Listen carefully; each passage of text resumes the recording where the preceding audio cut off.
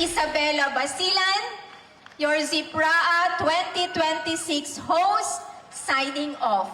Maraming salamat po. Wassalamualaikum warahmatullahi wabarakatuh.